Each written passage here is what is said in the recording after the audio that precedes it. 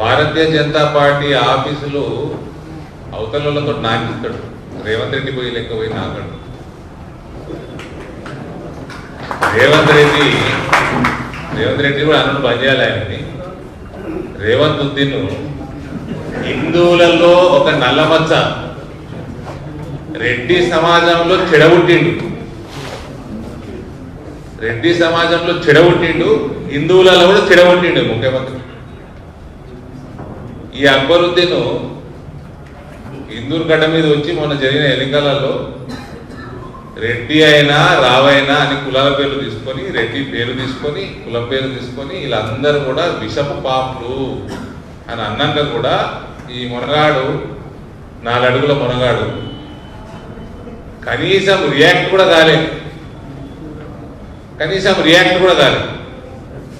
మరి రెడ్డి సమాజంలో చెడగొట్టక ఏం పుట్టిండు? మరి మీరు చెప్పండి, మీడియా మిత్రులు చెప్పండి. మరి ఇక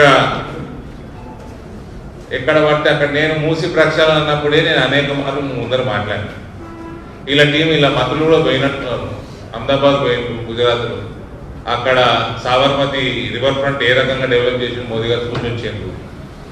అప్పుడు అనేక సార్లు చెప్పిన, ముందు ఇల్లు కట్టిండు గరీబోలకు. ఎక్కడైనా డిస్మాంట్లింగ్ చేయాలంటే ఆయన వేల సంఖ్యలో ఇల్లు కట్టిండు, అపార్ట్మెంట్ కట్టిండు అహ్మదాబాద్ నడి ఒడ్డున. కట్టినాక సాబర్మతి నది పక్కన ఎక్కడైతే అన్ని ఎన్క్రోచ్మెంట్ ఉండేనో అవన్నీ తొలగించి వాళ్ళని షిఫ్ట్ చేసి తొలగించాడు. అది ప్రణాళికబద్ధంగా చేసింది. అది ఇది గాలిన కొడుకు గాలికి నడుతున్నాడు గవర్నమెంట్.